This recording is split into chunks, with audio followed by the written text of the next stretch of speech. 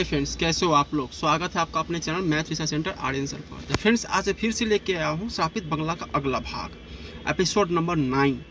तो चलिए कहानी को शुरू करते हैं। जो सब प्रीति के साथ अभी थोड़ी देर पहले हुआ था, वही सब बातें उसके दिमाग में चल रही थी और यही सब सोचते सोचते जैसे तैसे उस रात तो उसकी आंख फिर से लगी है और वो सो गई।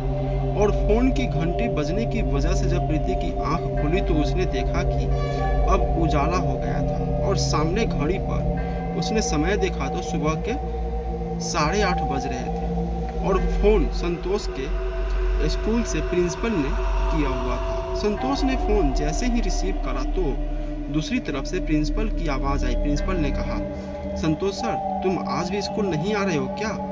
फिर संतोष ने प्रिंसिपल को यह कहकर मना कर दिया कि अभी उनकी तबीयत ठीक नहीं है, इसलिए वो 4-5 दिन तक स्कूल नहीं आ सकता। फिर प्रिंसिपल ने भी संतोष को कहा, चलो कोई बात नहीं, आप आराम कर लो, दवाई वगैरह ले लेना और जब ठीक लगे तब आ जाना, कोई बात नहीं। उसके बाद संतोष ने प्रीति और नेहा दोनों को उठाया और कहा, देख लो अब आज कितनी देर हो गई है। फिर प्रीति ने कहा, कल हम देर से घर लौटे और कल मेरी रात में कई बार आँख खुली, इस वजह से आज बहुत लेट हो गए। फिर संतोष ने कहा, चलो अब उठ जाओ। फिर संतोष ने अपनी बात जारी रखते हुए प्रीति से कहा, तुम जब तक उठो और फ्रेश हो जाओ, मैं बाहर दुकान से चाय बनाने के लिए दूध वगैरह ले आता हूँ। उसके बाद आज हमें और कहीं भी घर देखना है और जब तक हमें दूसरा घर नहीं मिलता तब तक हम आज से ही अपना सामान वगैरह लेकर स्कूल के उस सरकारी रूम में ही शिफ्ट हो जाएंगे, इसलिए जल्दी उठ जाओ। इतना कहकर संतोष घर से बाहर रोड पर दुकान में चला गया दूध लेने के लिए। और जब संतोष वहां से वापस अपने घर की तरफ आ रहा था कि तभी उसने देखा एक साधु बाबा उनके गेट पर खड़े होकर लगातार उस बंगले के अंदर ही देख रहे थे।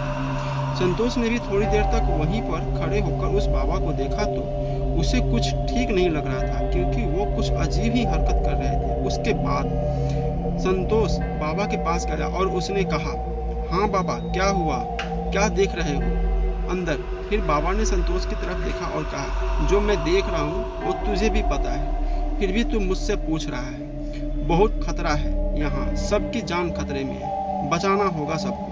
संतोष को उनकी बातें थोड़ी अजीब सी लग रही थी, इसलिए फिर संतोष ने कहा, कैसी बातें कर रहे हो बाबा, किसको बचाना होगा और क्या चाहिए तुम्हें? मेरे पास अभी कुछ नहीं है, चलो हटो, आगे से अंदर जाने दो। लेकिन साधु बाबा ने फिर संतोष को कहा, जान कर भी इतना अनजान मत बनो, नहीं तो बहुत भारी पड़ेगा तुमको। अगर तुम खुद को और अपने बीवी बच्चों को बचाना चाहते हो तो इस संकट से तुम्हें बाहर आना ही होगा, क्योंकि तुम सब एक बहुत बड़े चक्रव्यूह में फंसे हुए हो। तुम इस बंगले में अपनी इच्छा से आ तो गए हो, लेकिन अपनी इच्छा से शायद जा नहीं पाओगे। संतोष, पहले तो ऐसी किसी भी बातों पर और ऐसे किसी बाबाओं पर कभी भरोसा नहीं होता था, पर यहाँ आने के बाद जो सब उसकी बीवी और बेटी के साथ हो रहा था वो सब अब संतोष को बातों को मानने पर मजबूर कर रहे थे।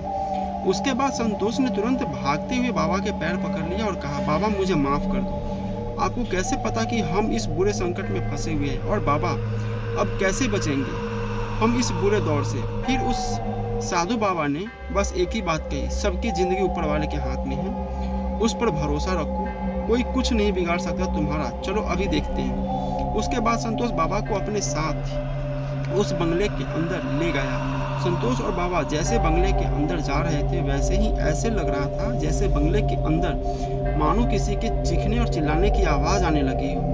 यह सब आवाज़ सुनकर संतोष बहुत डर गया। उसके बाद संतोष घर के अंदर भागने लगा, आवाज़ लगाने लगा, प्रीति, नेहा, प्रीति, तुम ठीक हो?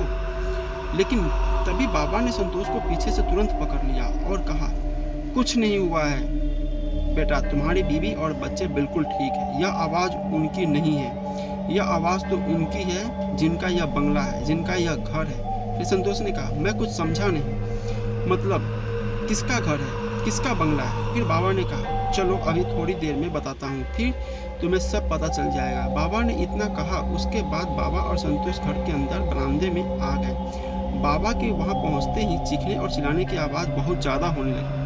इससे पहले यह आवाज़ें संतोष को नहीं सुनाई देती थी, बस प्रीति ही संतोष को बताती थी इन आवाज़ों के बारे में। लेकिन जब आज बाबा को लेकर संतोष घर के अंदर यहाँ पर आया तब से उसे भी यह आवाज़ सुनाई दे रही थी। संतोष और बाबा के वहाँ पहुँचने के थोड़ी देर बाद वहाँ प्रीति और नेहा भी आ गई। उनके वहाँ आते ही संतोष ने प्रीति को बताया कि प्रीति, ये बाबा जी मुझे बाहर मिले थे और ये हमको इस घर में हो रही सभी समस्या से बचाने के लिए ही यहाँ पर आए हैं और बाबा को सब पता है यहाँ जो हो रहा है। यह सुनकर प्रीति रोने लगी और उसने तुरंत बाबा के पैर पकड़ लिया और फिर उसने कहा, बाबा आप बचा लो हमें और हमारी बच्ची को, क्योंकि जब से मैं इस बंगले में आई हूँ तब से मेरे साथ बहुत अजीब अजीब घटनाएं हो रही हैं। यहाँ कोई है जो कहता है कि यह बंगला हमारा है और यहाँ कोई नहीं रह सकता। यहाँ जो आता है वो फिर जिंदा वापस नहीं जाता। और बाबा वो सब कहते हैं कि नेहा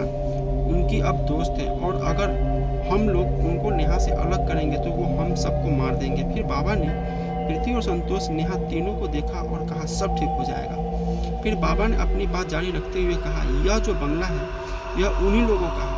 आज से 25 साल पहले संगीता और उसकी 2 बेटियां रश्मि और प्रिया यहाँ रहा करते थे। वो तीनों बहुत खुश रहते थे। रश्मि और प्रिया इस पूरे बंगले में ऊपर नीचे खेला करते थे क्योंकि उनका ही घर था। कुछ साल पहले उनके पिताजी की सड़क दुर्घटना में मौत हो गई थी। तब से संगीता ही अपने दोनों बच्चों को पढ़ाती और यहीं पर बंगले में रहती थी। संगीता के पास कोई काम वगैरह नहीं था, इसलिए उसने नीचे पूरा ground floor, first floor, second floor का हिस्सा किराए पर दे रखा था। किराया भी अच्छा खासा मिल जाता था जिससे संगीता का गुजर बसर हो जाता था। लेकिन एक दिन ऐसा हुआ, अब इसके आगे की कहानी अगले एपिसोड में है। तो फ्रेंड्स कैसा लगा स्टोरी प्लीज़ कमेंट करके बताइए और हमारे चैनल को सब्सक्राइब जरूर कीजिए। मिलते हैं अगले स्टोरी में।